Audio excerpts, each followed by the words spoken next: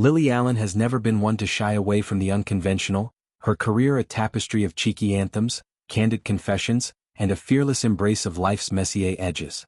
From the chart-topping irreverence of Smile, to her pivot into acting and podcasting, Allen's trajectory has always danced on the line between pop stardom and unapologetic authenticity.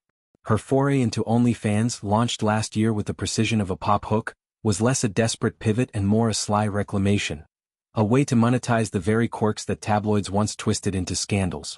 In a fresh conversation that peels back the curtain on this venture, Allen dishes on the peculiar demands of her subscribers, revealing a niche world where feet, socks, and the thrill of the taboo reign supreme. It's a space that's equal parts empowering and absurd, where the LDN singer-turned-entrepreneur turns voyeuristic whims into wallet-filling whimsy. The spark for her OnlyFans debut? A mix of curiosity and capitalist savvy.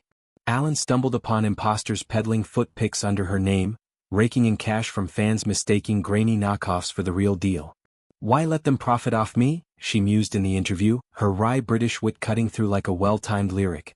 Seizing control, she set up shop, transforming a platform synonymous with explicit content into a playground for her more playful proclivities. The results?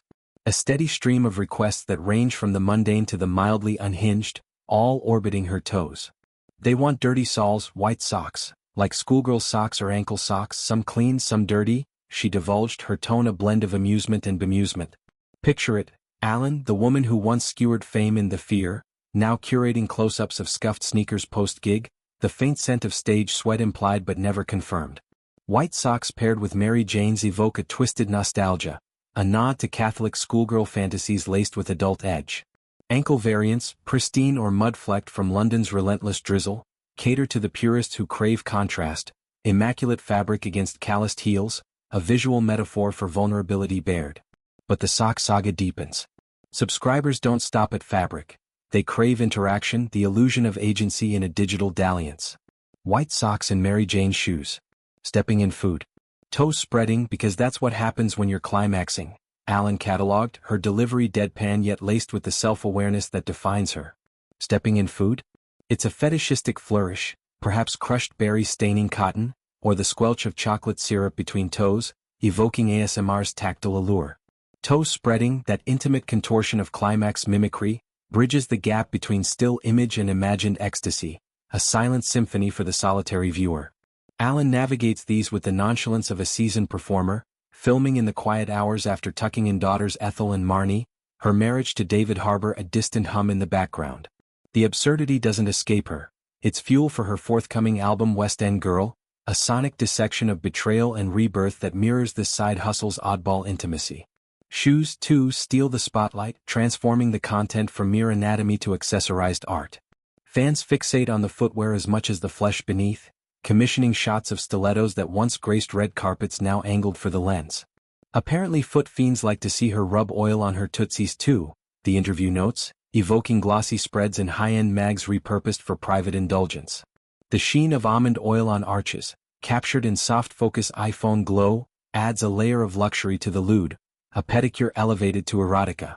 Yet it's the nails that command premium bids, a democratic thrill where subscribers dictate the palette. That's the other thing they pay money for, they get to choose the color. Some people want white. Some people want dark red. Some people want bright red, Allen explained, drawing a firm line at the outlandish. I would never let anyone ask for a green or a blue or something. This curation, whites for ethereal innocence, crimsons for vampish allure, turns each upload into a bespoke creation, a far cry from the one-size-fits-all of mainstream fame. It's empowering, this control.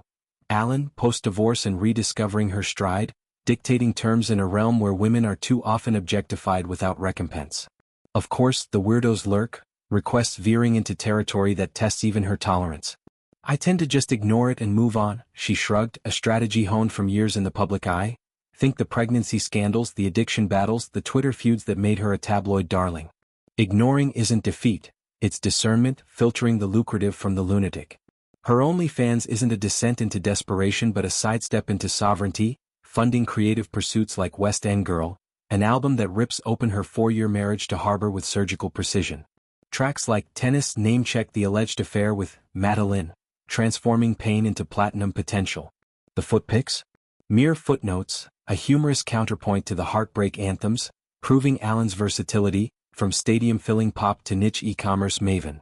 In this digital demimonde, Alan finds not just income but insight, a mirror to society's quirks. Foot fetishes, long the punchline of Freudian jests, reveal deeper yearnings. Control in chaos, intimacy in isolation, the erotic in the everyday. Her subscribers, anonymous avatars in the ether, seek escape in her sols, a harmless heresy in a world of heavier burdens.